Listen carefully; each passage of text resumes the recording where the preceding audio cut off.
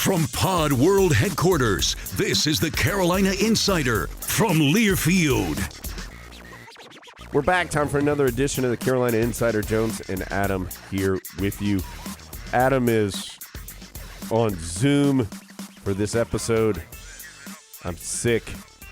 I've not COVID. Took the test, COVID-free. Been vaxxed up, been boosted up. Walk around with a bubble around my head at all times. So Adam's on Zoom because I didn't want to get Adam sick. But this, Adam, even if you were sick, and with me being sick, this raises my mood just a hair, Adam. That today is Friday. It's Friday, gotta get down on Friday. Everybody's looking forward to the weekend. Partying. Fun. Looking forward to the weekend. Adam, I am virtually saying hello. What's up? Did that heal you? I'm 100% better now. Everything's fine now. Rebecca Black, that 11 seconds of audio has cured all my ills. Thank you, RB. Do you remember when people got sick and didn't have to explain all the things that it wasn't? Yeah, that's right. You Guys, can just be like, I'm not feeling well. yeah. Now you have to go through the list of, okay, I've made this check, done this, did this test. Everything's fine. Well, good news is we got a lot of hot action to talk about here on this podcast. Carolina beat Boston College in quite a game, 58-47. Neither team shot better than Carolina shot 26.7% in the second half, and that was the better of the two teams. So we'll talk about that. We have Adam a little off the board here for our guest, Frank Leibfarth, chemistry professor here at UNC. He was the speaker at the December graduation at Carolina, former FCS football player, and we talk a bunch of crazy stuff with Frank. Had a good time. Yeah, very informative guest, but also a fun guest. If you're scared of chemistry like I am, or just scared of science in general, also like I am, Yeah. Don't worry. Frank can relate to you on your level, and you might even learn something. He's from South Dakota. That's in and of itself, that's something. First podcast ever from South Dakota. I feel confident. And according to how he signed the board, first chemist. That's what he put underneath his name. He signed his name on the big board and then put first chemist. So when we have our second chemist on at some point in the future, they'll have to make sure that they classify themselves as such. We're developing into a little streak of people adding things about themselves to the board. Gerald Bell really Anson Dorrance started us off. Yeah. And then Gerald Bell took us to another level with some artistry. Yeah, some people have the their number. West Durham has the Hey Woody hashtag on there. Anson Dorrance elected to go with Coach UNC. Just Coach UNC. So we, of course, Ben Jones, alias Cooter. All the greats are up there. John Grisham with a confusing date. Everything's good. We have a 5-second challenge. I think I'm supposed to be asking Adam the question, so we'll get that worked out. Virtual 5-second challenge, Adam. Or the I thought it was me. Oh, good. Maybe it's I'm you. glad to hear that. Maybe it's you. Do you have are your 5 seconds the same there as mine are here? And there's actually a delay, so it ends up being like 6.5. Yeah, it's a little extra time. So all of that upcoming. The show, of course, brought to you by LS Tractor. Don't let your outside chores or projects cause you to miss any of the Tar Heel game action. Whether you need to mow it, till it, or move it, let LS Tractor make short work of it. That's with their current offer. You know this of a free loader with your purchase of a tractor. lstractorusa.com and learn more. LS Tractor, now you can do more for less. So, Adam, the only game was that game on Wednesday evening, Carolina and Boston College, and this is it's a head-scratching ball game, Adam, and a head-scratching sequence of games for the Tar Heels. They have shot the ball extraordinarily poorly from 2-point range. And in this game, Carolina ends up going from 3, 6 of 17, so not lighting the world on fire, but they were just 10 of 38 from 2-point range, yet they went the 6 made three-pointers, 20 of 25 from the free throw line, and that was good enough. BC didn't score for the last 7.5 minutes of the game.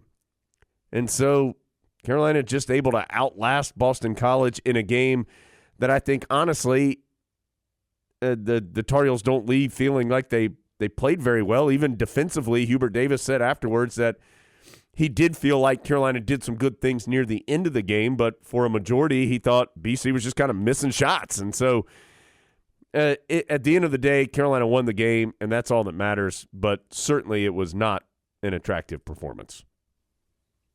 Very fortunate that performance came against Boston College, because I think many other ACC teams would have either defeated the Tar Heels or defeated the Tar Heels handily if handed that type of play by Carolina. So that worked out well. I think there were some intangible factors. I think the fact that Carolina had beaten Boston College so handily in Chestnut Hill, sometimes it's hard to get your team to believe that you could lose to them in Chapel Hill. So I think that played a part. I do think the intensive schedule over the last week or so, which is still unfolding, I think that mattered. Hubert Davis said to you on the radio after the game, he thought the team looked tired. And I kind of did too. And I thought physically tired, but also mentally tired, which I thought showed up more in some execution.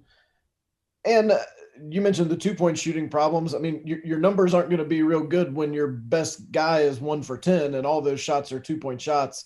And that was Armando Bacot's line as his shooting struggles continue over the last week or so. So in the game against Virginia Tech, the Tar Heels were 13 of 38 from 2. That's 34%. In this one, they were 10 of 38. That's 26% from 2.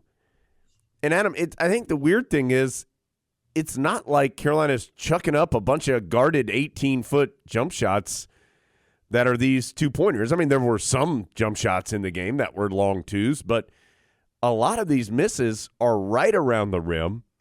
You mentioned Bacot. He was 1 of 10. He finished the Virginia Tech game 1 of his last 13, so 2 of his last 23 from the field.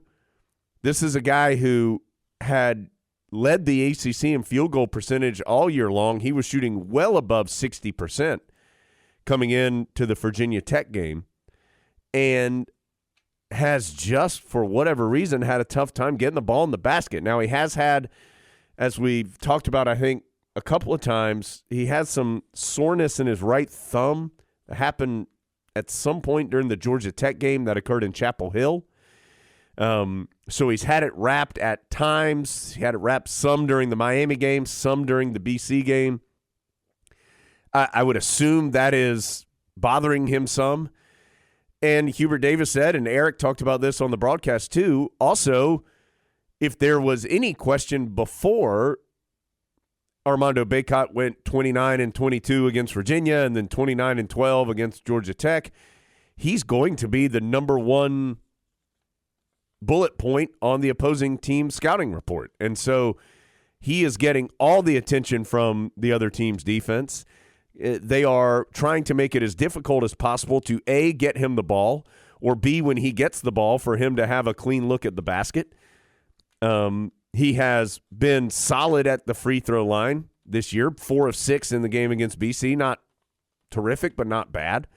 So I think teams are willing to either try and just bother his shot or foul him compared to letting him have an easy basket. So that some of that, again, I do think whatever's bothering his hand and it's just been classified as soreness, there's no major issue there, according to Carolina. I think that is part of it, but I think part of it, too, is that he is attracting so much attention down low. And Hubert Davis talked to you about how teams are really working on him before he gets the ball to try to push him out a step or two. So those shots that were point blank or either close to point blank a few weeks ago are now a little more challenging. You're playing against ACC defenders who know how to play you and are good defensively. Seems to be a little disconnect. Hubert Davis said in the main post game after Boston College, I can't remember exactly how he phrased it, but that there was something to the effect of there's nothing wrong with Armando's hand.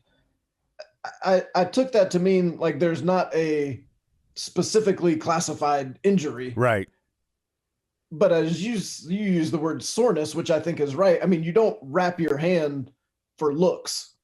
And against Boston College, Doug Halverson actually taped it up during the game, and we've seen him start other games with the tape on and take it off. So I don't think it's like, oh, he's got a fractured something or another, like a real a technical injury, but it does appear to be something that's bothersome. And that at least, and I thought where you saw it against Boston College was on his free throws. That first one that he took looked nothing like an Armando Bacot free throw in the way it barely got to the rim. He had a couple others that didn't look great. So I think that's just part of it. And I think what would be good for him is also what's good for the rest of the team, which is an off day on Thursday, yesterday. And then more than likely, probably a little lighter practice on Friday. They had gone really, really light on Tuesday. And in fact, the players who played the bulk of the minutes on Monday really didn't do much on court on Tuesday, so that their legs would be a little fresher for Wednesday. You've got to have them ready for tomorrow against NC State because the Pacs can put a little more pressure on. Adam, this is the second straight game where the 5 starters have all played 34 or more minutes, all 5 of them. And you have the 5 who are now becoming your starters, and then I think the 2 main rotation guys after that, Dawson Garcia and Anthony Harris. Harris, we know, is not available for the rest of the year. Garcia, unavailable for an undisclosed amount of time, dealing with a family issue, and that does not appear to be something that will be rectified in the near future. So the Tar Heels are leaning really heavily on those 5 guys. Kerwin Walton played about 11 and a half minutes. Justin McCoy about 6. Puff Johnson 4.5 in the game against Boston College. 2 straight games that we have not seen DeMarco Dunn or Dontrez Styles off the bench for the Tar Heels. And all of this is just to say that Carolina's played a lot of games, and these guys have played a lot of minutes here in recent days. It's so odd because at the beginning of the year, what we kept thinking was that Carolina had so many players. And now here we sit in late January and they seem a little depth shy. I think the decision that's going to have to be made is there does seem to be a pretty significant gap between those first 5 and pretty much anyone else. So do you feel like 38 minutes of those 5 is better than, say, 30 minutes of those 5 with 8 minutes of guys who you know aren't going to produce quite to their level, but might enable the first 5 to produce more consistently over their time on the court, if that makes any sense. And that's the decision every coach has to make when they're deciding when and how to deploy their reserves. I think Puff Johnson's got a chance to move up in terms of minutes. Hubert Davis said to us last night off the air that as he starts to feel better about his shot and starts to make some of those outside jumpers more consistently, he thinks he's going to play more. And I think Carolina could use him to play more because you Tar Heels have got to get some contribution off the bench, because it's not like, I mean, this isn't the 95 team where all 5 players you're putting on the floor could put you up 20 most any time. You've got a couple you're leaning heavily on, and then you've got at least one in the starting lineup who you know other teams are not as concerned about offensively. So you've got to get the points from somewhere. Yeah, and I think, too, with Puff Johnson and Justin McCoy, with their size, again, as long as Garcia is not available, their size is going to be important because the Tar Heels continue to be a good rebounding team, and BC's a good rebounding team. They're one of the better rebounding teams in the conference. They had a rebounding advantage over the Tar Heels in the first half. Carolina eventually was +6 on the glass And a lot of that credit to Armando Bacot. I mean, even without a good day for him offensively, he still got 18 rebounds in this game, which is an enormous number when he's been putting up similar numbers pretty consistently here. But, Adam, there was a stretch, and I think it was actually when you talked about that he went out to get his hand looked at where he was not on the floor, and the Tar Heels didn't really sniff many rebounds during that time period. And so I think McCoy, Puff Johnson, those guys are going to have to not just come in and give Carolina some good minutes defensively and hit some shots, as you referenced, but the rebounding will be a big part of it too, because they're likely going to be coming in for Bacot and or Manick when they check in, and they'll need to be able to rebound some too. And again, BC is a good rebounding team. State's a good rebounding team. They lead the conference in offensive rebounding. So we'll get another example of this coming up in the very near future. Carolina's second leading rebounder against Boston College was R.J. Davis, who had 7. And that was because BC was chucking up so many long jump shots that were just bouncing out. Right. So that's not a sustainable model. But I do think rebounding and in some other areas, when you look at the schedule ahead and some of the personnel Carolina is going to be facing, because of some of the departures, either for the rest of the season or temporary, depending on which case you're talking about, there's some matchup issues on the horizon.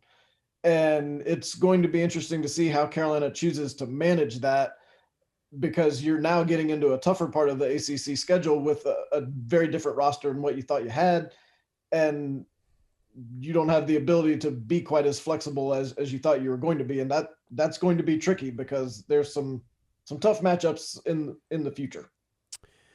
So, and we can talk about NC State in a second, but Adam, in total, I mean, Tar Heels not quite halfway through their conference schedule. They will be after the game against State.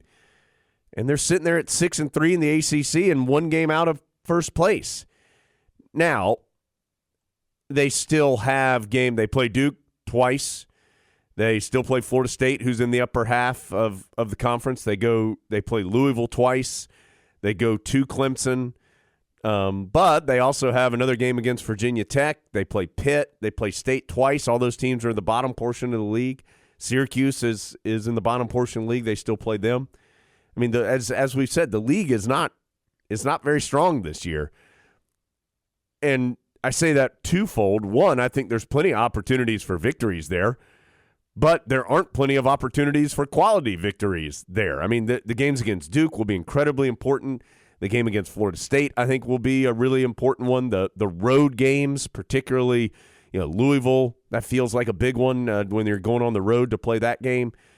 So some important games certainly coming up over the next couple of weeks. And the Heels, just the way the schedule broke, Miami, Notre Dame, and Wake Forest, those are all teams that are right there battling with Carolina at the top of the league, and Carolina's already lost all 3 of them and doesn't get to play them again, and doesn't get to play them in Chapel Hill. And so the Heels just have to keep winning. It's basically what it comes down to. Yeah, you could really spin the schedule either way. You could spin it as, well, it appears to me that the Tar Heels have got a chance to win themselves right into contention for the regular season ACC title, or you could spin it as, this schedule, because of the conference being down, is not great and not very conducive to building a solid at-large NCAA tournament resume. If Carolina doesn't put itself in contention for the regular season title, making the tournament may be a challenge, just because you cannot expect to win all those road games that are left on the schedule in any ACC year, including this one, with this team that hasn't shown it can do that on the road. So there are some losses left on the schedule, but you can't afford to take too many.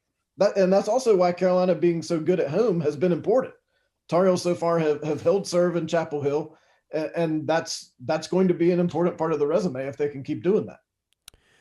So Carolina is back at home for the end of this 3 games in a week stretch. It's against NC State, and Adam, State's been a weird team. They're 10-11. Which that record isn't very good, and 3-7 in conference play, and that's not very good. And yet, I think it's a really scary team. They're really athletic. They've got three guys in Darion Sebron, Jericole Helms, and Terquavion Smith, who all average better than 14 points per game. I think each of those guys and some other guys like Casey Morsell, Cam Hayes, they've all proven that on any given night they could go crazy offensively, and that they are such a wild card type of team, at least in my opinion. And again, I haven't watched every minute of every game, but it clearly has not been a consistently excellent team, but it's a team that I think for any stretch of time in a game can compete with anybody. And if they get hot over a 10-minute stretch and you let them go on a 20-4 run or something, then all of a sudden you're in big trouble. And so Carolina's defense is going to be really stressed in this game. State likes to drive to the basket a ton. They do shoot a lot of three-pointers as well, and have guys who can hit it. Helms is a terrific shot maker, has been his entire career. Smith is a good three-point shooter too. So, and it's Carolina and State, so there'll be emotions and energy and crazy things happening. And so really an important game coming up on Saturday and a difficult game. I think if you look at State's record, you go, oh, Tar Heels will be heavily favored in this game. I don't think that's the case. Yeah, we've talked about how it feels like this Carolina team is susceptible to matchups. And even though NC State has a pretty similar ACC record to Boston College, NC State seems far more concerning than Boston College from a personnel standpoint for all the reasons you just said. A lot of their offense is one-on-one based. Carolina hasn't been very good at stopping anybody one-on-one.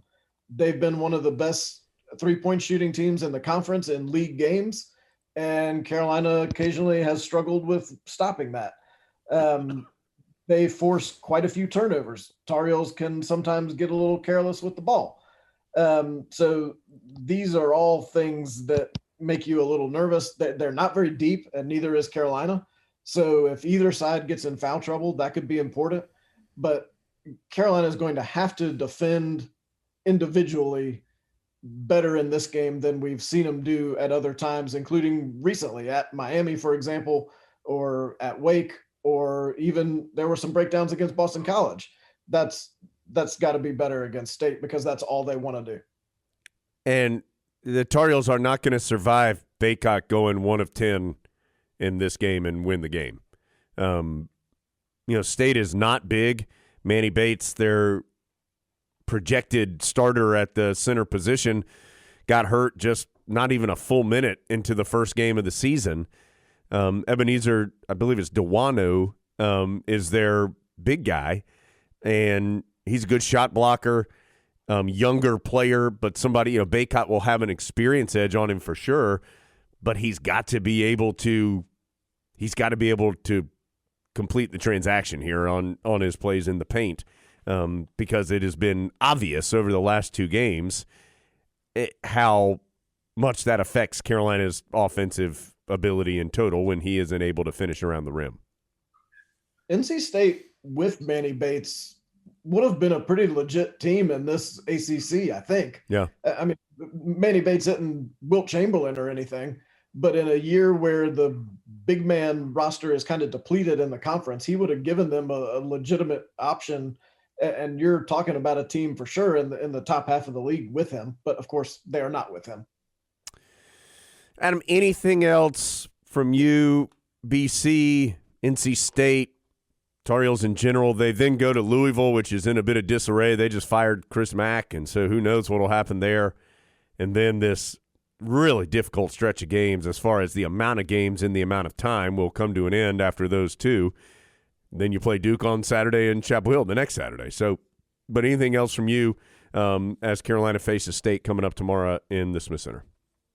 Just a reminder for tomorrow's game, and I know we've touched on this, Carolina is going to honor Roy Williams at that game. No more appropriate place to do it than against NC State, of course. So that'll be part of game day in Chapel Hill. A few other fun surprises in store. So definitely one that you want to be in the Smith Center for. I thought the student crowd against Boston College was really good. There's been a lot of talk about the attendance, but man, the students were there in large quantity early. for a weeknight game at 7:00. I thought they did a great job, and surely there'll be a ton of students there also tomorrow. And expecting a great crowd. Should be a great day for Coach Williams. I know he's looking forward to it. Well, they announced the BC game at 17,237. That's tickets out, I think. Yes. I don't think it was quite that large, but I mean, it was also 2 days after Carolina had just played a game on Monday. Carolina plays again on Saturday. The Tar Heels had beaten Boston College, who nobody has a ton of interest in anyway, and had beaten them by 30 earlier in the year. That game was primed to have fewer people than normal in the stands, and that's just is what it is, in my opinion. Well, people aren't going to drive 3 times in 1 week from, say, Charlotte, right, for 3 straight home games. They're going to definitely go to the state game, and then maybe pick one other, whichever one is more conducive to their work schedule. Right. But we're the days when people would do that, they might not even drive from Greensboro for 3 home games in a week because times have changed and times are different. That being said, go find me someone else who had an announced attendance of 17 and some change for a 7:00 weekday game against Boston College. Right. Yeah, that's exactly right. So, and again, and I thought this was interesting. So I sent out a tweet after the game about how this was the lowest field goal percentage the Tar Heels had ever shot in a victory, which is Adam, correct me if I'm wrong. That seems like a relevant stat to me, that the Tar Heels shot 29.1% and won the game. And I got so many people that were telling me, well, we just need to focus on the good things and the fact that the Tar Heels won the game. I'm not saying it's not good that Tar Heels won the game. I think it's amazing that they won the game. They shot 29%. Anytime Carolina does anything that they've never done in program history, you're talking about over 3,000 games. Carolina had won almost 2,300 games in program history. Never before had they won one while shooting the way that they did on Wednesday night. That is a relevant stat. It doesn't mean this is the worst team in Carolina history. That's totally different. This is an incredible one-time 2-hour performance by the Tar Heels that, let us all be blessed, ended in a victory. That would not have been as fun a stat, nor would that have been a relevant stat or even made sense anymore if Carolina had lost the game. But the Tar Heels won, so we can all chuckle and say, you remember that day back in 2-2 when the Tar Heels shot under 30% but still beat old Boston College? Whew, those Tar Heels pulled it out. I remember that. I mean, and at the end of the day, the Tar Heels are 14-6 and 6-3 in conference play. Exactly what I said on Monday. Not terrific, not terrible. Tar Heels are in okay spot right now. If you could take one Tar Heel loss and magically turn it into a Tar Heel win that you feel like would do the most for everybody's overall impression of the Heels, because I feel like the general mood does not match those records you just said. But if you could just magically wave a wand over one of those losses and turn it into a win, which one do you think would do the most good for everyone's mental health? So I'm going to answer that in a cut. I think the one that, if you're Carolina right now, the one that stings the most is Notre Dame, because I think that was such a winnable game. Although Notre Dame's a solid team, and they've been very good at home. They have really played well since conference play started. So, I mean, it's not like that's a terrible team that Carolina lost to. But I do think the fact that Carolina had the lead with what it was, 3.5 minutes or whatever, and let it slip away, that's the one that stings the most. But it's got to be the Miami game, right? I mean, that's the game where the most was on the line. The Tar Heels were, I think they were 4-1 in conference play at that point. And just from the start, it was out of the game. And you just don't see that very often.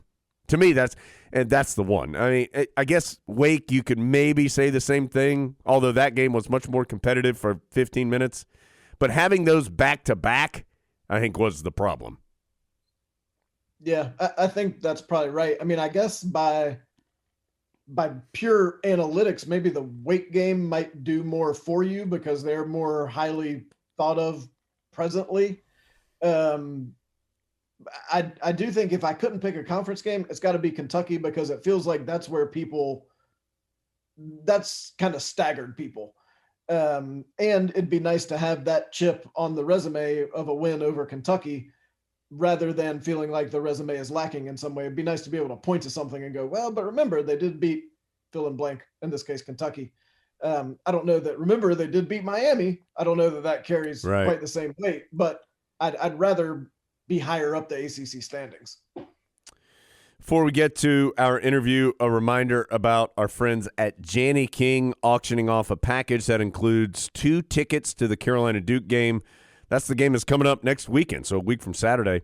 Parking pass, pregame reception for that Carolina Duke matchup February 5th in the Smith Center, and that auction is all going to a great cause. The Ronald McDonald Houses across the triangle. You can place your bid online today. Remember, it's that weird website. It's bit.ly/battleofblues4RMH. bit.ly/battleofblues4RMH. Auction closes February 3rd at noon. So submit your bid. Help support the children and families of the Ronald McDonald Houses. And in this game, everyone wins. Okay, we're going to take a jaunt over to our interview with Frank Leibfarth. We'll get that, come back. We'll hash out who exactly is doing the 5-second challenge and more after this on the Carolina Insider. Just want to go ahead and admit, today's guest means I have to break a solemn personal vow that I made to myself. Oh, boy. So I don't know how this is going to go. Dr. Frank Leibfarth is with us. He is a world-renowned chemistry expert, professor, teacher, a little bit of everything. I just want to tell you, though, that in college I had to take a lab science. And I knew it wasn't going to go well because I'm not good at science. And I took botany. And I sat through botany, and I said to myself the night before the final exam, if I can just pass this class, I will never, ever do anything related to science again. I promise. And I did pass very narrowly, but yet here we are. You made a sacrifice to the science gods that day. That's how much faith that we have in you, that we want to hear from you, that I'm willing to break this vow to myself. So thank you for being here today. Well, absolutely, Adam. I think the problem was you didn't take chemistry at UNC from the excellent chemistry department we have here, right? You would have been fine. Yeah. I think that's probably right. My thinking was plants and grass. That can't be that bad. Like, water the grass and it'll be fine. And it turned out, this might surprise you, it was a lot more complicated than that. Well, luckily, I'm a lot better at chemistry than botany because I can't grow anything in my garden, in my yard. Like, it's just a complete disaster. Now, you're hot off addressing the winter commencement students. What was it like to stand up there on the biggest day of many of their lives and have to impart wisdom to them? Yeah, honestly, that was very special, and I'm very much indebted to Kevin Guskowitz for giving me that opportunity, and to stand on Roy Williams Court and address probably the largest crowd I've ever spoken to live, especially after kind of this 2 years of pandemic where I give seminars often, and lately I've been giving them alone in my office, staring at my computer screen, which is really bizarre. So that it was really special. It was a huge honor, and I hope I was able to give something to those students for them to take forward, because as you mentioned, it is one of the most important days of their lives. I got just some fantastic feedback right afterwards, and including from a football player who I've met his family outside of commencement, and stuff like that is really special. And to know I could write, even if they most of them probably forgot about it the next day, right? Or but to know I could be part of that day in their life is something I didn't take for granted. Now, Frank, Adam's not going to understand this because he's never been a commencement speaker, but you and I have been, because I spoke at the Jacksonville High School graduation in 2019. I don't want to make a big deal about that, but that's a fact, Adam. It's true. Okay, so you were valedictorian. Is that what I'm getting? Sure. Yeah. They invited me back and said, we need our former valedictorian Jones to come speak to this group. So all the records were lost in Yeah, the that's fire. right. Yeah. Yeah. So when you are composing what you want to say, I mean, how did you do? Did you just sit down and think, what is the message that I want to send? How did you get that down to whatever length your speech was to clearly get whatever message across that you wanted to send them? Yeah, honestly, I thought of the big checkpoints in my life and what I think significantly moved me forward. What were the lessons, and then the lessons that I took from those. And then honestly, I called up a professional speaking coach that I know. Somebody who had worked with me as part of this Beckman Fellowship that I received a few years ago, and she really helped. With those kind of key benchmarks of the speech, she really helped craft the transitions in the speech. And I'm a professor. My problem, she kept telling me, was I kept trying to lecture to the audience, right? Because that's what I do every day.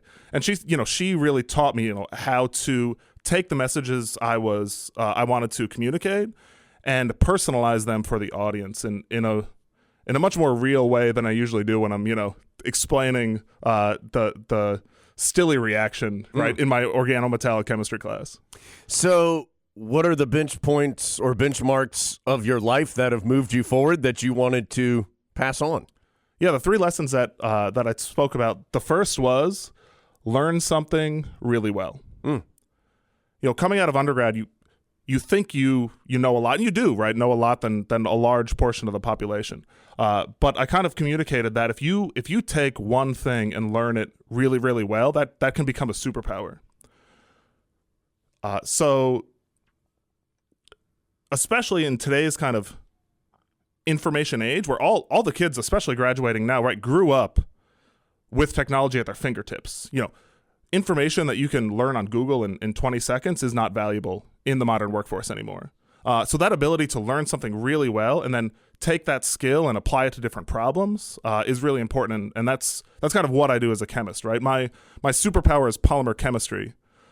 And I said it wasn't glamorous. I was about to say that's a rare superpower right there, right? Like how do you trip up the bad guys with that? I don't know. But I've been able to employ it, and the example I gave is we've developed a material to remove contaminants from water. These fluorinated contaminants that are especially prevalent in eastern North Carolina in the Cape Fear River Basin, places like Fayetteville and Wilmington. And right when I was approached with this problem, I used that superpower to design a material from fundamental chemical principles that now seems to work really well, and we now have a lot of funding to try to implement this in 3 water treatment plants in the state to see how it works and to actually try to clean up the water for people in the state. So that was number 1. Number 2 was don't fear failure. And that gets into maybe something the audience of this podcast will appreciate a little more. It's my time spent as a football player at the University of South Dakota. So I was a kicker on the team. But when I got to college, I was really in my own head. I was talented, but I was so worried about failing. I was so scared of, embarrassing myself in front of the coach or embarrassing myself in front of the team at practice that I was using that as motivation. Right, and that's not how to become excellent at something. So I had to get over that fear of missing. I had to realize that if I was ever going to make a game-winning field goal, I had to be willing to walk out in front of 10,000 people, which was the stadium size at University of South Dakota, right? A little smaller than UNC, but still very respectable, and miss a game-winning field goal. And so once I got over that fear of failure, so my 3rd year playing was the first year I started. And at the banquet, I remember this distinctly, at the banquet after the season, my coach stood up and said, well, I always said if Frank ever kicked for us for 1 game, we'd never win. But he seems to have done pretty well, so I guess we'll bring him back next season. Thanks, Coach. Thanks, everybody. Real confidence boost. You're my Coach. brothers. Thank you. And then the third was, and this was I consider the most important, is to stay curious. So I think that's something that innately kind of undergraduates, right? Undergraduates who are graduating are about 22 years old. I don't know if you guys remember when you were 22, but you really think you can conquer the world, right? 3-4 years ago, I got it. Yeah. Right, but you have this certain kind of naivete that you can go out and make a difference. And that's why I love working with students at this age, because, right, they have that enthusiasm and that really infectious desire to make a difference. And so many of us lose that, right? So many, like, the world makes you cynical. What I said is gatekeepers in the world make you cynical because they want you to fit into a system that benefits them, right? And the way to do that is to kind of kill that spark you have when you're younger and a little naive and ready to take on the world. So I encourage them to, like, keep that spark alive, right? Don't get cynical. Don't let the world beat you down, because that's how one person can go out and make a small difference. And if everybody right in that gym that day can move forward and do that, we'll all be in a better place. Adam, when'd you lose your spark? I'm still looking for my one thing that I'm really an expert at. You're still knocking those stones together. How many other players who were extremely interested in chemistry were there on the University of South Dakota football team? I had 2 in some of my classes. Yeah. Okay. One thing that's fantastic about the student athlete experience is you being a good football player, being a good basketball player, being a good athlete, and problem solving at a really high level are synonymous, right? So my best friends on the football team are now, 2 are doctors, 1 is a lawyer, 1 runs his own private equity firm, right? Numerous are football coaches, right? These are really high level people who can think on their feet, who can solve problems, who have diverse life experiences. So not many were in my chemistry classes, but it's not uncommon to see student athletes go on to be really successful after their time here because of the combination of the experience of playing a high-level sport, but then getting a good education at a school like University of South Dakota or University of North Carolina. How did you end up here? It's been a journey. So after undergraduate, if you want to get a PhD in chemistry, that's typically a 5-year program. So you kind of get your master's along the way, right? So I did that at University of Santa Barbara, California. Nice. I grew up in South Dakota. I went The to Gauchos? Are they the Gauchos? They are the Gauchos. Yeah. So I grew up in South Dakota. That's my superpower, is knowing random college mascots. What's the University of South Dakota? They're the Jackrabbits. Is that right? Oh, or is that you South Dakota so State? much offended me. Is that South Dakota State? That is South Dakota State. That was close. That counts, though. When you start talking about the Bison, that's either North Dakota or North Dakota State. That counts. That's a little wiggle room we have in my superpower. This is this coastal bias that they talk about. You know what I mean? Just not caring about the flyover states.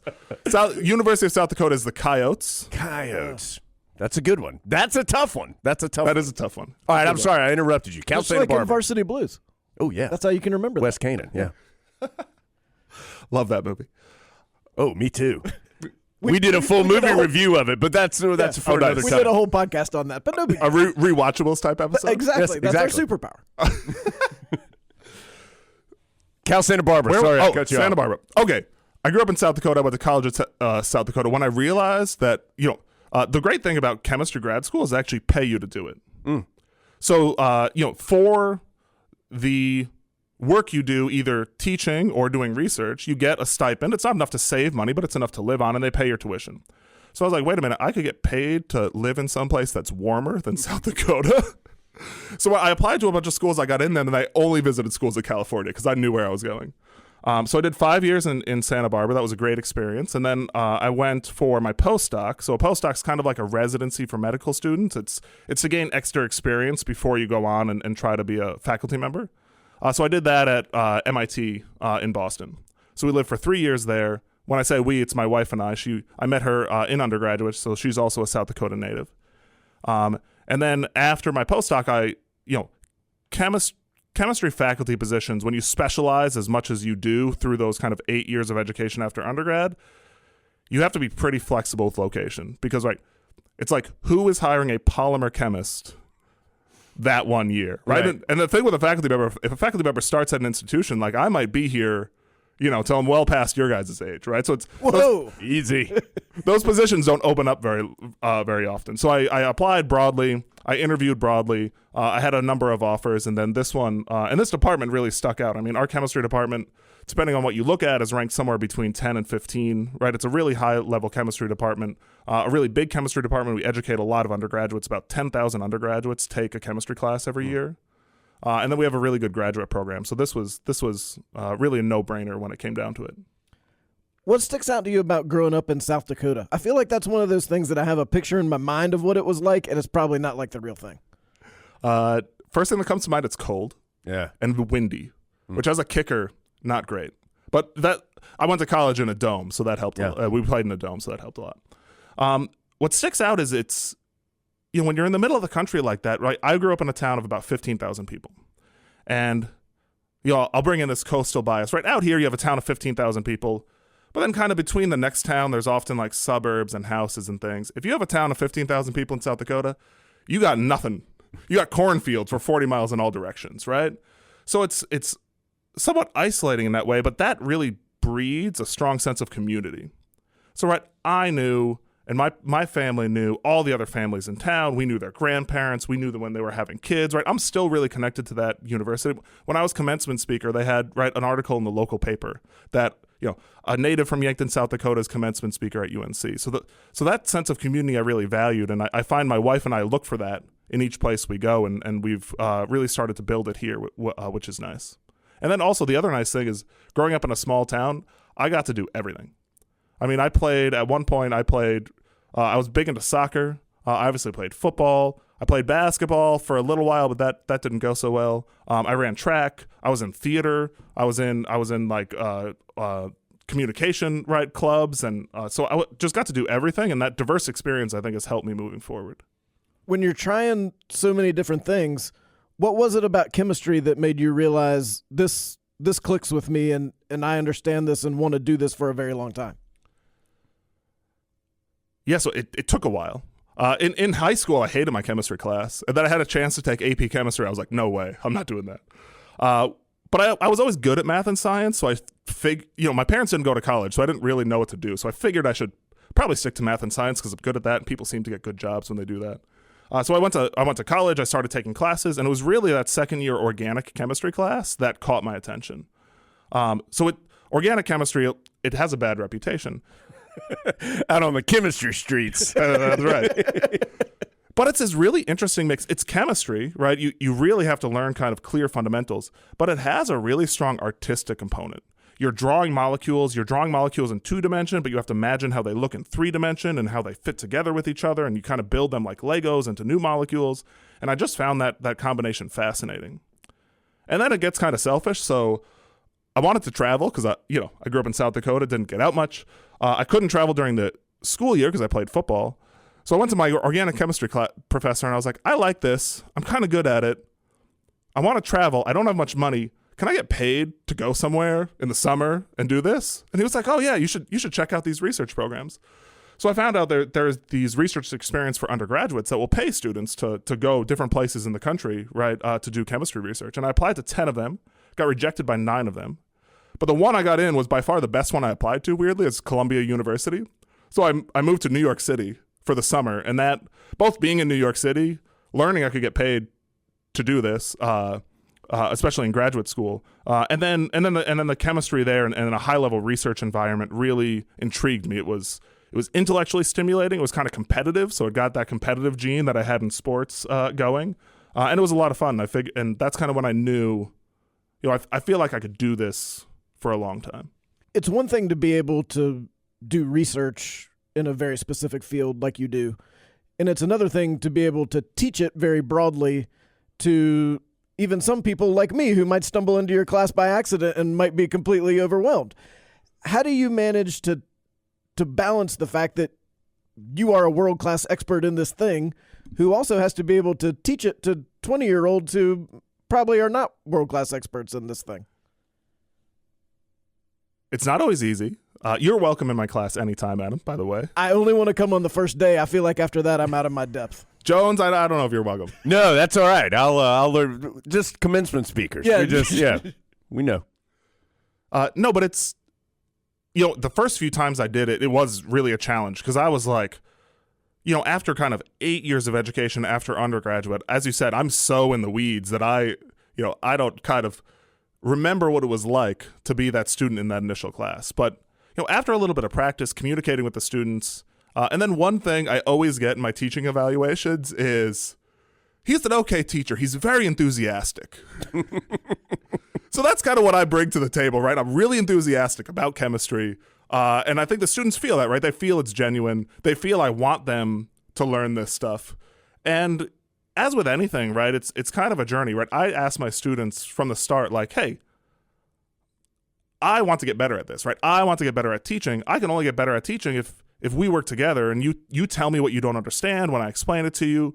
So I think, getting them invested in kind of the journey of that education and right, I'm happy to be flexible, right? I'm not one of these professors that's like, this is how I lecture and, you don't have a choice. Go learn it by yourselves if you don't get it, right? So I think having enthusiasm for the subject, the students seeing that I really want to help them, and then constantly trying to get better at it, in kind of all things in life, that's all you can ask.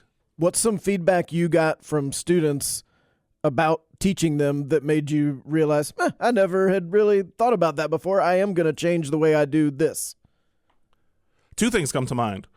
One, the students, when I started teaching, and it really comes down to kind of how I learned, right? So I started teaching in a way that I thought I would learn it, but not all students are like me, right? So the one feedback I got in the first 2 years a lot was like, we need more practice. Right, I would teach them. I would explain things in different ways, but I wouldn't give them enough like problems or scenarios for them to practice on their own. Right, so kind of developing those tools and giving them more kind of consistent ways to practice what they were learning was one area that I got better at. The second thing that I really improved at was how to evaluate how they were learning. So what I've learned recently is, the tests that you probably all took in high school and college that are like, okay, learn all this information and regurgitate it on this test in a multiple choice format, isn't the best way to evaluate if a student learned. A lot of students are just really good at taking those tests, but didn't learn the material well. And some people learn the material well, but aren't good at taking those tests. So I've really switched up how I evaluate whether they've learned. I've started to incorporate some like essay format or some, right, they have to kind of read a paper and analyze it and answer questions about it. And I've found that, right, some students who don't do as well on tests actually do really well on those types of things. And some students who do really well on tests, struggle a little more with those types of things. So I don't think it should be completely one way or the other, but mixing up how you're evaluating students, I've found has really improved how I'm able to understand, how they're learning. And they really appreciate it, right? Because then they kind of get multiple formats to practice and prove what they know. You said that one thing you get is that you're enthusiastic. How do you stay enthusiastic in two ways? One, after doing it for several years, and B, in a subject that I'm going to guess a lot of people would have difficulty being enthusiastic about. So I think two things help. One, I consider myself incredibly lucky to have this job. Like, as I said, my parents, neither of them got a 4-year degree. And so, my dad, this is one of the things I said in my commencement speech. My dad woke up at 4:30 every morning and drove a semi for 12 hours per day, right? He didn't like his job. He didn't have the privilege to enjoy his job. He just had to do his job.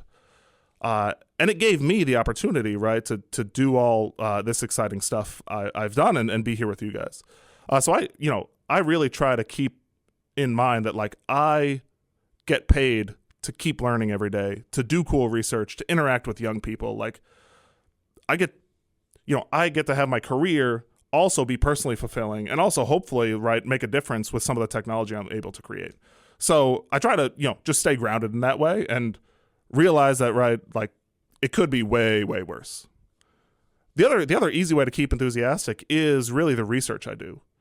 So the research my group does, and the group is mostly composed of PhD students, right? We're always trying to push the boundaries of science, trying to learn something new, trying to solve a really large problem in the field.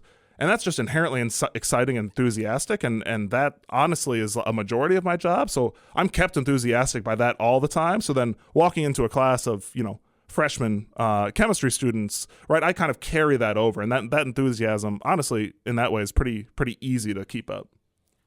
I looked through the website for your group.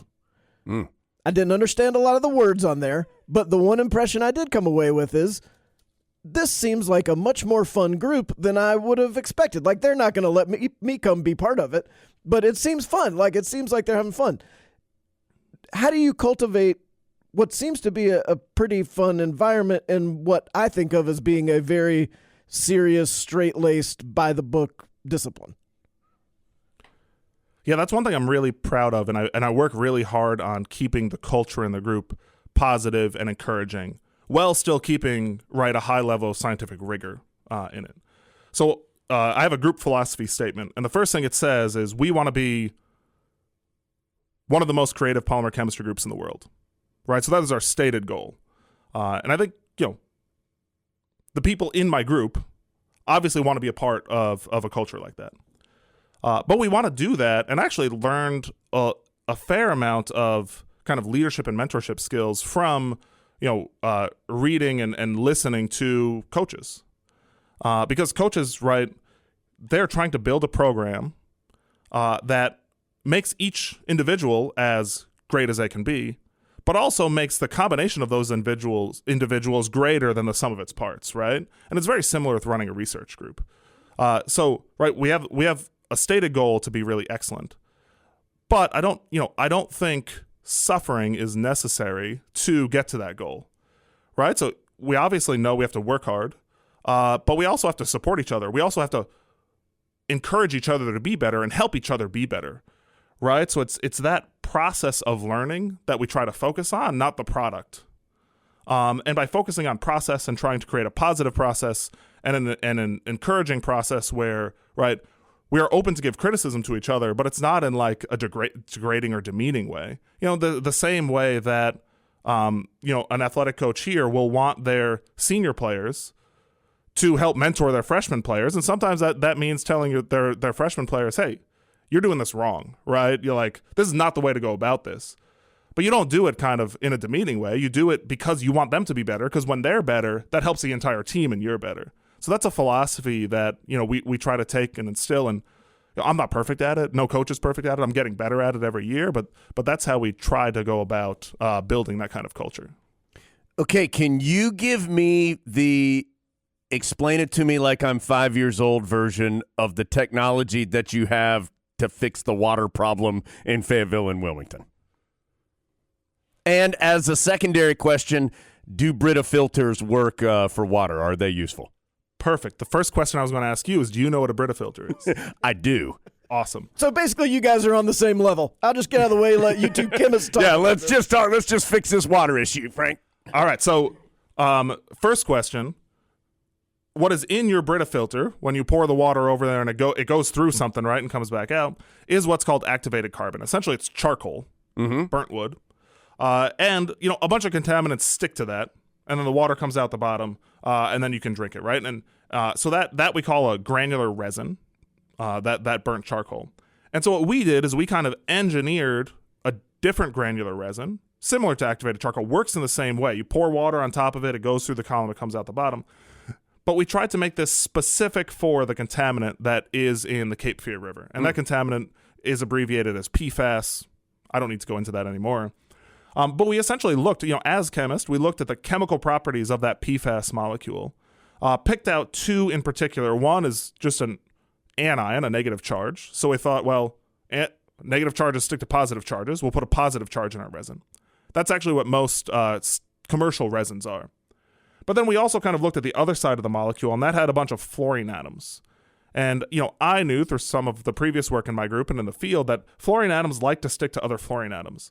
Fluorine is this weird molecule. So, if you put oil and water in a jar, it'll separate into two layers. If you put a fluorinated oil into a jar, it separates into a third layer.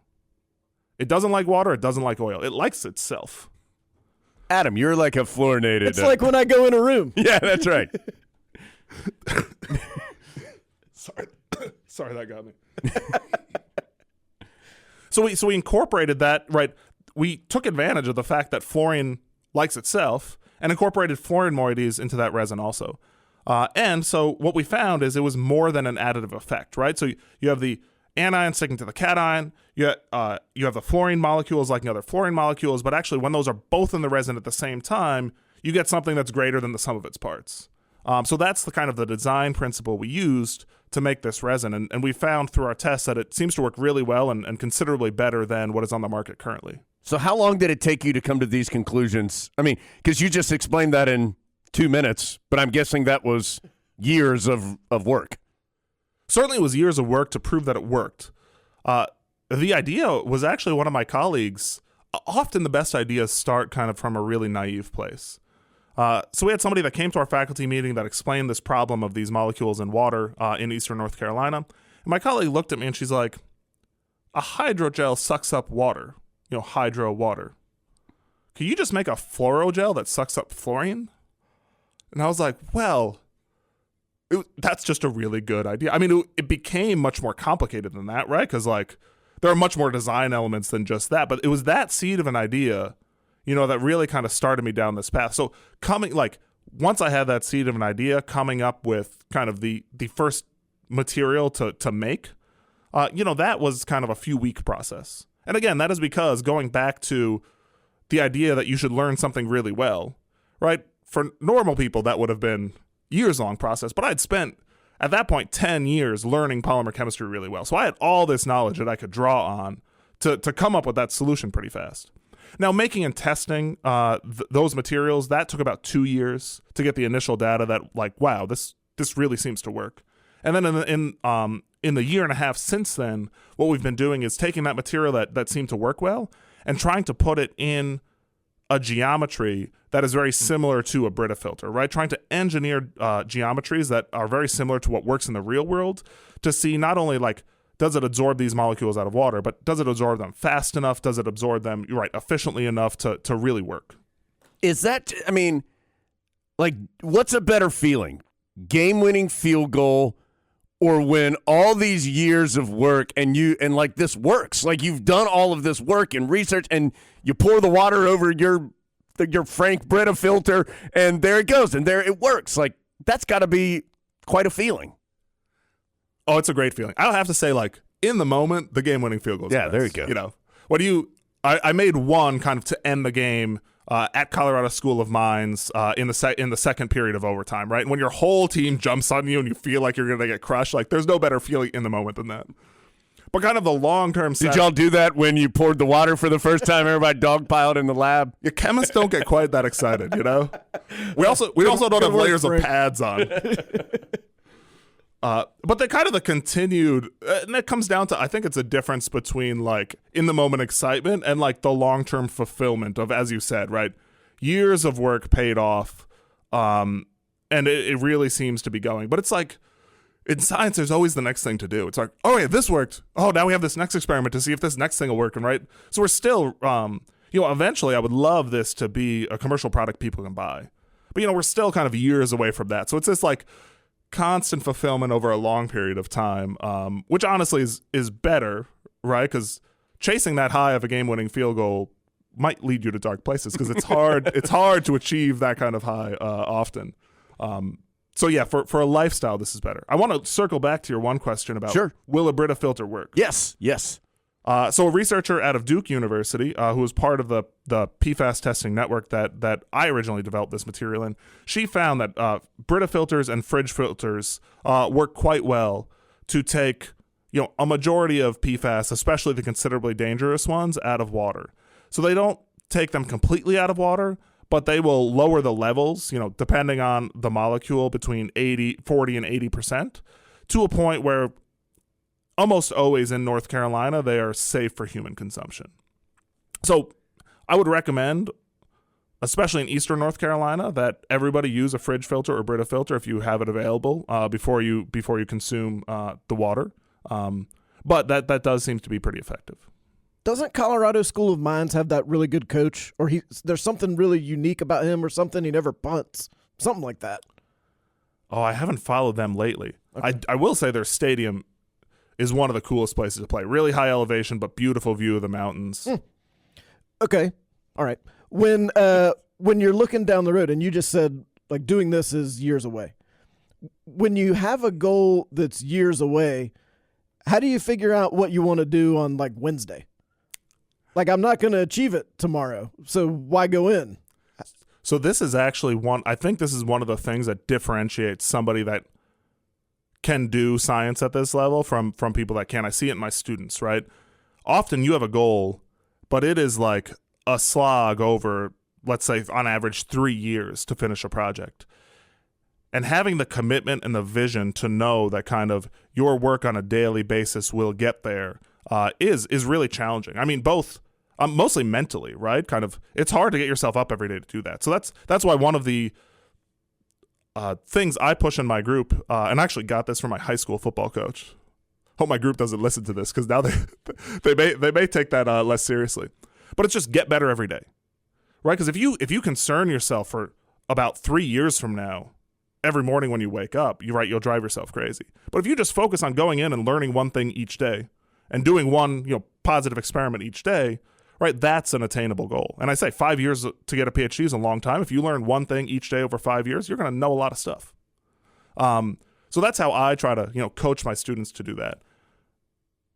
How I do it, I kind of was trained in it, right? Like Malcolm Gladwell has a whole it takes 10,000 hours to become an expert at something, right?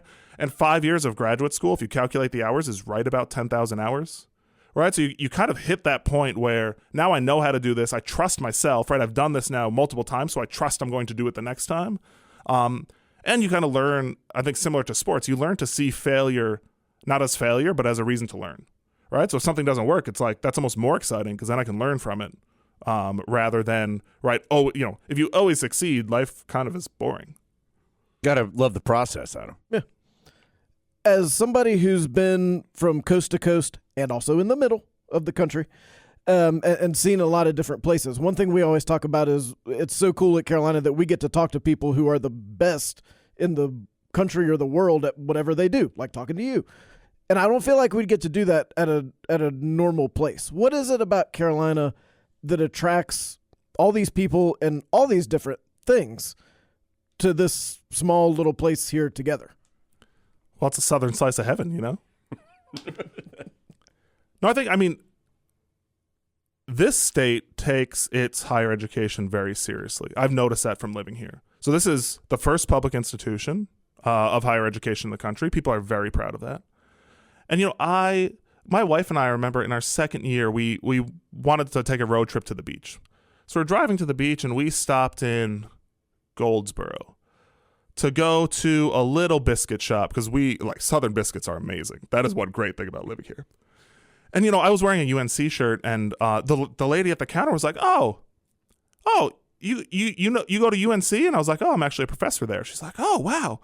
Oh, that's so amazing. My niece went to UNC and we're just so proud of her. And I've had that same interaction hundreds of times in this state. People, they're so proud of UNC.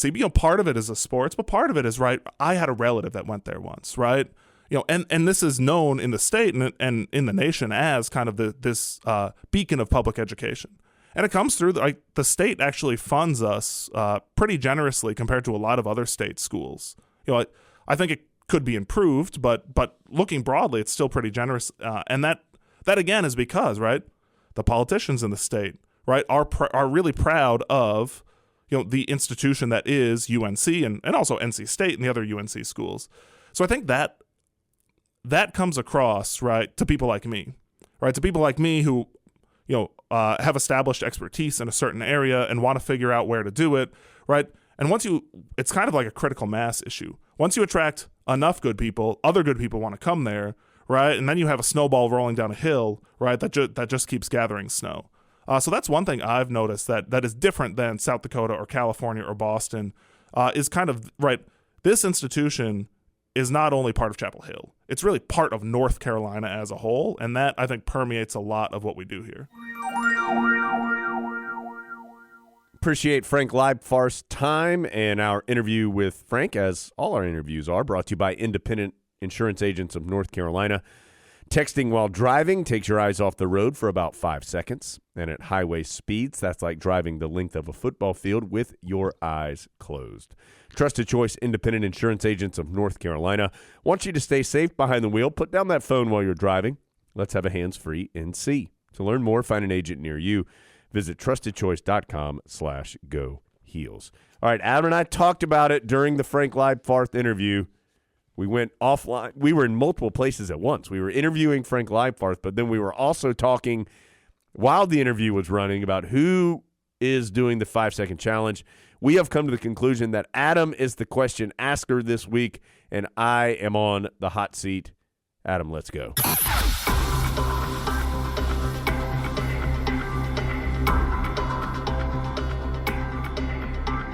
Jones, we're going to travel back in time for this 5-second challenge. Gotta go back in time.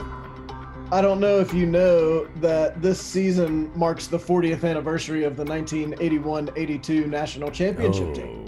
A title for the ages. That was 40 years ago. Yes, it was, Adam. 40 years ago. That's depressing. Adam, do you remember anything about that game at all? No. Okay, me No. neither. Good. I just want to make sure. The only thing I remember is purely secondhand that my dad went to the game and my mom wouldn't let me stay up for the game, and I saw none of the game, but I have since watched it on VHS numerous times. Yeah, I've told this story before. The only thing I know is that how my dad apparently was watching on the couch and made some move where he stayed in the seated position but like jumped forward off the couch across the room saying, we're going to win. But he stayed like in a deep, like Roy Williams, come on, crouch the whole time, like just hopping around the room, never really changing his body shape. But again, that's all. That's just Angel family lore at this point. And then right after that, he gave Dean Smith a ride home from the airport. That's right. Allegedly, he saw Dean Smith walking by himself on the side of the road and gave him a ride. That story, we have taken that out of the podcast before. Yeah, my dad allegedly picked up Dean Smith on the side of the road one time on campus and gave him a ride somewhere. So we'll just assume that's factual. Well, we won't have to assume once he comes on as a guest. That's happening. That's right. I'm not talking about Coach Smith. Yeah. There have to be some pod listeners who have good 1982 championship memories. I would like to hear those. Yeah. Because we don't have our own. We could just regale each other with our own for the other championships. That's right. Other than 7. But in 82, we need your story, whether you were on Franklin Street or in the Superdome or watching on the couch with Jones's dad or whatever. So that brings us to the 5-second challenge, which will test all our memories of the 81-82 season. Jones, this question is very simple, and it has 14 different answers. Oh. Name every member that you can of the 1981-82 championship Tar Heel team. And your 5 seconds begin now. Black, Doherty, Jordan, Worthy, Perkins, Buzz Peterson. Time. Ooh, it's pretty good. Yeah. Well, I think you hit the high points. You said Jimmy Black, Yeah. of course, Carolina's point guard. You said Sam Perkins, former pod guest. Yep. You said Michael Jordan. Yep. He was on that team, not a former pod guest. Yeah. You said right. You said James Worthy. Yep. Not a former pod guest, but he was on the team. You said Matt Doherty, a 2-part pod guest who was on that team. That's right. And you said Buzz Peterson, who's also a former pod guest from way back. Yeah, very early in the pod's life. And so, honestly, that's a lot of the Tar Heels who played. Jeb Doughton, was he on that team? He was not. Wait, Chris, I'm thinking Chris Brust. Yes, Chris Brust was on that team. Yeah. I got my the- reserve big men mixed up. Yeah. The only other Tar Heel who played many minutes at all, Jimmy Braddock, Yeah. a former pod guest. Is he? I think so. Maybe not. Maybe I talked to him for something else. Yeah, I don't remember that, but maybe he was. Well, it was a great interview.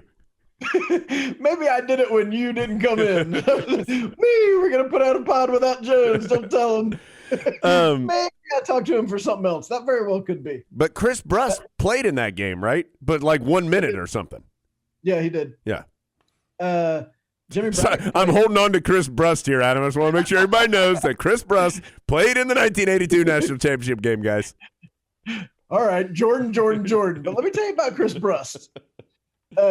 Other Tar Heels on that 82 team, Cecil Exum, Linwood Robinson, Oh, yeah.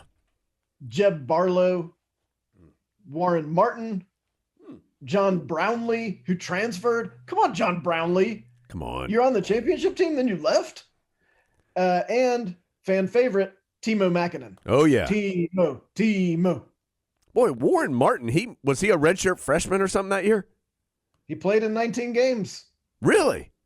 Yeah, 7 of 15 from the field. I thought he was a little bit later. If you'd have said, was Warren Martin on the championship team, I'd have said no. I thought he was more mid-'80s. Well, I think. So I apologize, Warren Martin. Well, Andy scored the first points in the Smith Center, so we know he was around in Right. 1986. Yeah, that's what I mean. I think the tricky thing about him is he sat out that 84 season, maybe like a knee injury or some kind of leg injury. Yeah, he and Pat Sullivan with the rare late career red shirt. Yeah, that's right. Birds of a feather. Yep. So that's your 82 national champion Tar Heels from 40 years ago. I enjoyed that, Adam. That was a good one. Let's get to our UNC Health Champions Watch. Adam's going to tell us who we need to be keeping an eye on this weekend other than just basketball.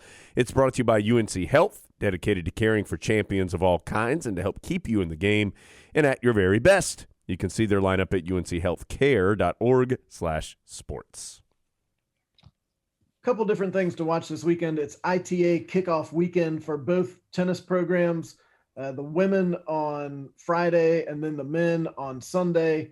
As we know, the Tar Heels rule the ITAs. That's right. So I would expect, and the men are also on Saturday. I'm sorry. But then the game that, other than the men's basketball game against State on Saturday, that a lot of folks will be talking about, the women host NC State on Sunday, 4:00 in Carmichael. Last check, there were still a few tickets available for that one. But of course, we know what the Pac did to Carolina and Raleigh. Carolina's been good against NC State recently, and State's really, really good this year. So Tar Heels need a good crowd in Carmichael for that one.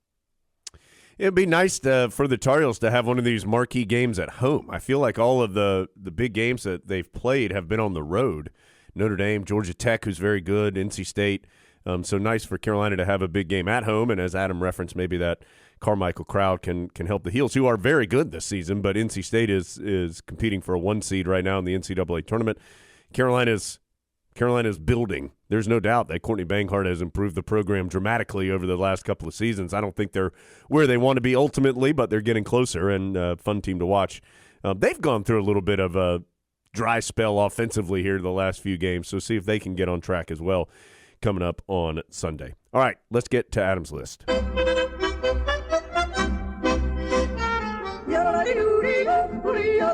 What's on the top of Adam's list? Brought to you by Top of the Hill, where Tar Heels come to celebrate. Let's see what's on the list. I'm as eager to see as you are. Oh. The ACC football schedule, Jones. Yes, out next week. January 31st at 7:00 on the ACC network. The schedule will be revealed. Get your calendars and pencils and scorecards ready for that one. Now, So I mean, if I'm not mistaken, we already know. Yeah, I know I'm not mistaken. We already know who Carolina is playing, and we know the order in which Carolina is playing the non-conference games. And so the real discovery here from the Tar Heel side of things is just going to be the order of their ACC games. And, do you have a tough back-to-back road trip or something like that they'll learn about here coming up early next week? So excited to see what's going on there. Been kind of a quiet few weeks since the change on the defensive staff for Tar Heel football. I know the coaches have been out doing a lot of recruiting, spring ball starting in the near future. So excited to get back moving here with football soon. Big year, no doubt, coming up for the Tar Heels. Speaking of schedule changes, just mark your calendars. Carolina's game at Clemson in basketball on February 8th. This is a big improvement. It was scheduled for 9 p.m. It's now been changed to 6 p.m. Woo! Adam, that's like finding a $50 bill in your pocket. Yeah, Jim Phillips, sir, you are doing an incredible job. I don't know what else you've done, but taking away a 9 o'clock road game and changing it to 6 p.m., I support everything you do. That is glorious. That should count as a win. I'm not saying the Clemson game. I just mean the fact that it moved to 6 o'clock. That's a little mini win for the Tar Heels. So that is good news indeed.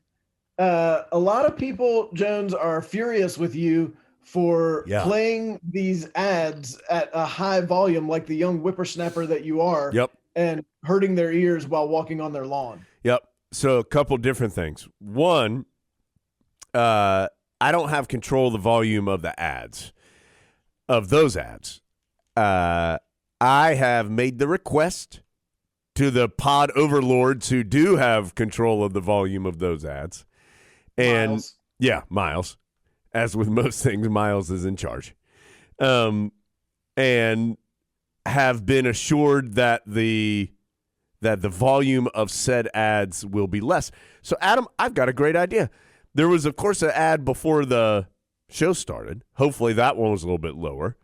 And now we're going to put in an ad in just a moment. We're going to put it in right here, and let's all see if the volume is lower together. All right, here we go. Here comes an ad. Was it lower, Adam? That either was a lot better or I'm incredibly disappointed and my ears hurt. Yep, one of the two. One of those two things. So don't worry, your concerns have been noted. Yes. And we're working on it. We got an email from Dennis Goss. He believes that a hashtag So Classy is needed. And I think he's right. He thinks a So Classy mention for Tracy Harris, who sang the national anthem before the Virginia Tech basketball game. Well, I knew, Adam, that she did an awesome job, as Dennis says. And since I cut Adam off on Zoom, I'll just finish it here. It says she did an awesome job. You probably heard how moved people were in the mid-song applause in 2 or 3 spots. According to Dennis, it was the best anthem performance he has ever heard in the Smith Center. And Dennis, a little bit classy here, sent her a note to say how awestruck he was. And then he tells us that she works in the athletic department. Yes, she does. I know Tracy. And Dennis says, what a hidden gem. So, couple things about Tracy. One, she will sing, Adam, at a lot of like the athletic department Christmas gathering. Like she'll just get up and sing. Or sometimes if there's a meal and there's going to be like a little quick moment of like prayer or something before the meal, it'll be her singing.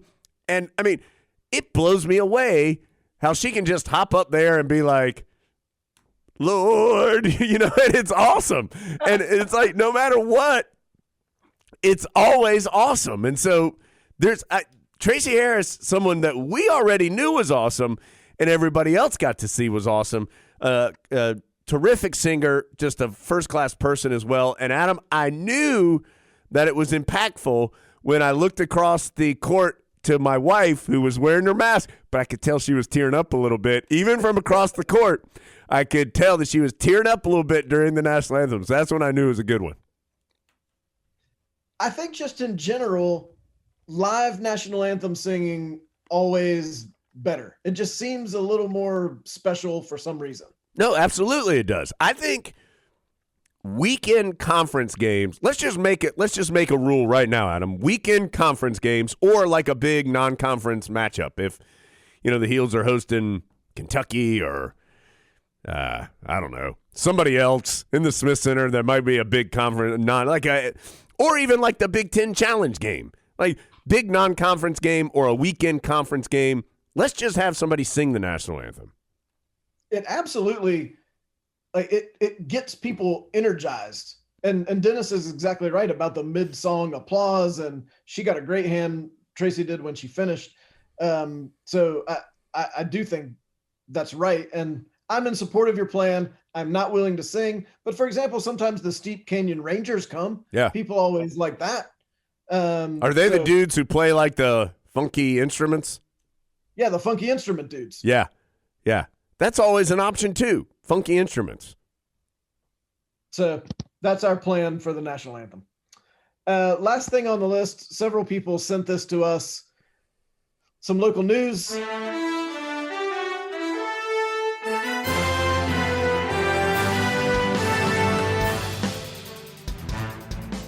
Florida woman ventures to Gastonia, fooled by TikTok video making it look like Switzerland.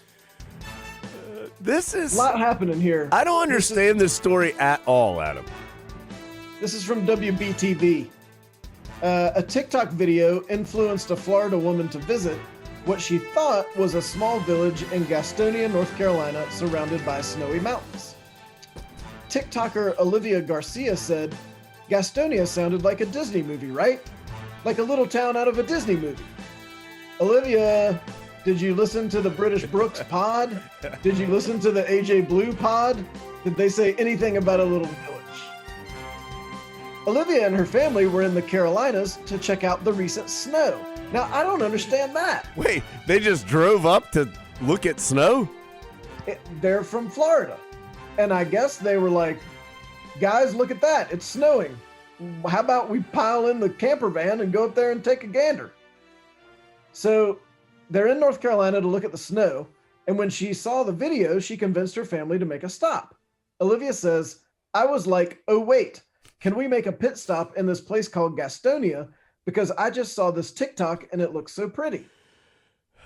Garcia isn't surrounded by mountains in her home state of Florida, and so she was thrilled at the opportunity to see them. Olivia says, all of a sudden we get there and it's just rundown gas stations. Like we had to go to the bathroom and there was no bathroom that worked in any of the gas stations. Garcia's TikTok video in actual Gastonia has hundreds of thousands of views. As of this, I'm sure it's probably millions now. Gastonia Mayor Walker E. Reed III is on top of this, as you would expect. He says, while Gastonia is certainly not Switzerland, we're glad people are learning more about our great city. We're glad to see so many people having fun, and hopefully Olivia will come back to see all the great things our city has to offer. If they contact me, I will give them a personal tour.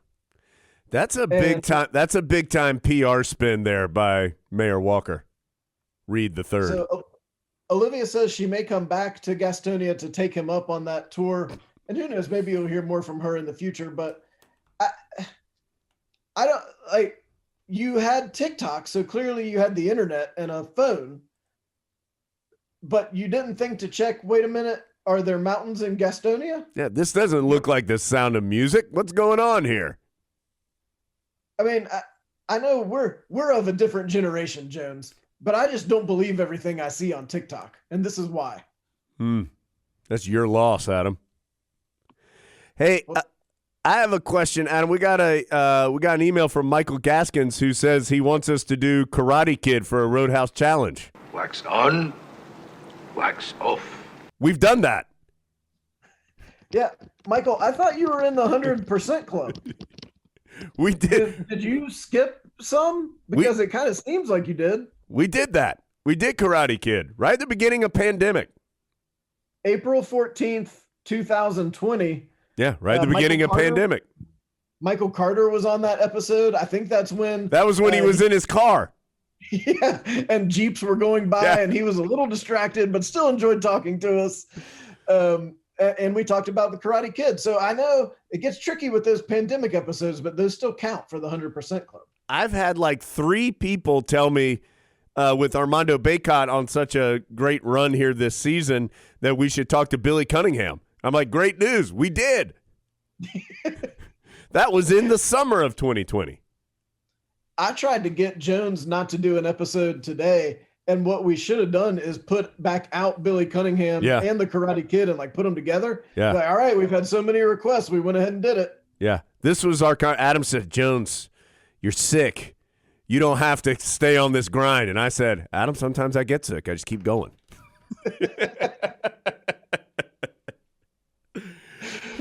All right. Adam, anything else? No. Is it going to snow tonight, Adam? Friday night? It's the weekend, Jones. Weekend snow time. I don't want that. Don't snow. Don't snow. Don't snow. I've got to go to the Tar Heels versus NC State game. That's at 2 o'clock on Saturday. We'll be on the air radio-wise at 1 p.m. for that one. All kinds of cool stuff happening. And it'd be a big win for the Tar Heels if they could get it. And as we mentioned earlier, a difficult matchup certainly with State coming to town. So, for now, we're going to let Frank Leibfarth and the RZA, 2 gentlemen who I'm guessing have never crossed paths, but we're going to let them get us out of here on the latest edition of the Carolina Insider. I am Frank Leibfarth. See you later, Big Grits. When I was small, we had nothing at all. We used to eat grits for dinner. Pound box of sugar and a stick of margarine. A hot pot of grits kept my family from starving. Steamy hot meal served less than 5 minutes. Big silver pot, boiling water, salt in it. House full of brothers and sisters, the pot's missing. Pilgrim on a box on the stove in the kitchen. When I was small, we had nothing at all.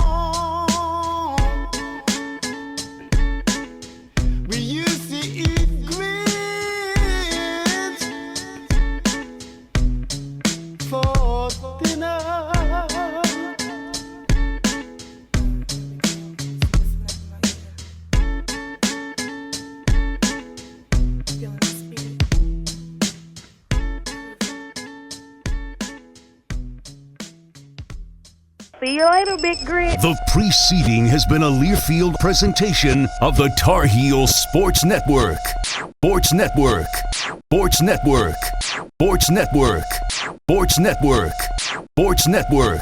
Sports Network. Sports Network. Sports Network. Sports Network.